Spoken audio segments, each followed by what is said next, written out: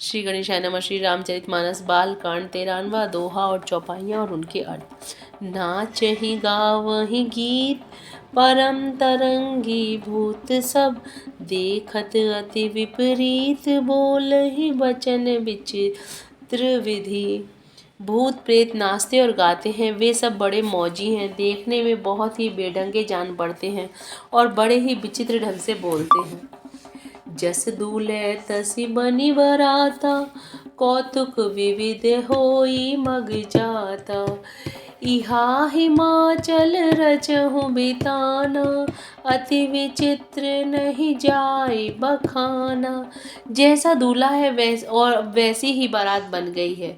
मार्ग में चलते हुए भांति भांति के कौतुक तमाशे होते जाते हैं। इधर हिमाचल ने ऐसा विचित्र मंडप बनाया कि जिसका वर्णन नहीं हो सकता।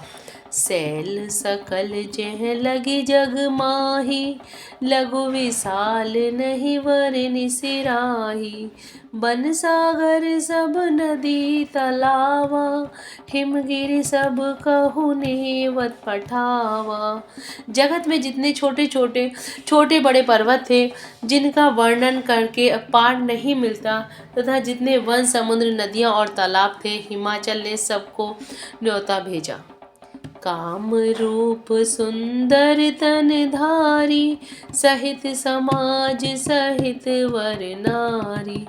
गए सकल तुहि नाचल गेहा, गावहि मंगल सहित स्नेहा। वे सब अपनी इच्छा अनुसार रूप धारण करने वाले सुंदर शरीर धारण कर सुंदरी स्त्रियों और समाजों के साथ हिमाचल के घर गए। सभी स्नेह सहित मंगल गीत गाते हैं। प्रथम ही गिरि बहु गृह संवारे, जथा जोग तह तह सब छाए। पुर शोभा अवलोकि सुहाए, लागहि लघु विरंच निपुनाई। हिमाचल ने पहले ही से बहुत से घर सजवा रखे थे। यथा योग्य उन स्थानों में सब लोग उतर गए। नगर की सुंदर शोभा देखकर ब्रह्मा की रचना चातुरी भी तुच्छ लगती थी। छंद। लघु लाग विधि की निपुणता, अवलोकि पुर शोभा सही। बन बाग कूप तड़ाग सरिता, सुभग सब सक को कही। मंगल विपुल तोरण पताका, केतु गृह गृह सोही। वनिता पुरुष सुंदर चतुर, छवि देखी मुनि मन मोही। नगर की शोभा देखकर ब्रह्मा की निपुणता सचमुच तुच्छ लगती है। वन, बाग, कुएं, तालाब, नदियाँ सभी सुंदर हैं। उनका वर्णन कौन कर सकता है। घर घर बहुत से मंगल सूचक तोरण और ध्वज पताकाएं सुशोभित हो रही हैं। वहाँ के सुंदर और चतुर स्त्री पुरुषों की छवि देखकर मुनियों के मन भी मोहित हो जाते हैं। 94वां दोहा। जगदम्बा जहत अवतरी, सो पुरवरनि की जाई। रिद्धि सिद्धि संपत्ति सुख, नीत नूतन अधिकाई। जिस नगर में स्वयं जगदम्बा ने अवतार लिया है, क्या उसका वर्णन हो सकता है। वहाँ रिद्धि सिद्धि संपत्ति और सुख नित नए नए बढ़ते जाते हैं। नगर निकट बारात सुनि आई, पुरखर भरु शोभा अधिकाई। करी बनाव सजी वाहन नाना, चले लेन सादर अगवाना। बारात को नगर के निकट आई सुनकर नगर में चहल पहल मच गई, जिससे उसकी शोभा बढ़ गई। आगवानी करने वाले लोग बनाव श्रृंगार करके तथा नाना प्रकार की सवारियों को सजाकर आदर सहित बारात को लेने चले। हिय हरषि सुरसेन निहारी, हरहि देखी अति भय सुखारी। शिव समाज जब देखन लागे, बिडरि चले वाहन सब भागे।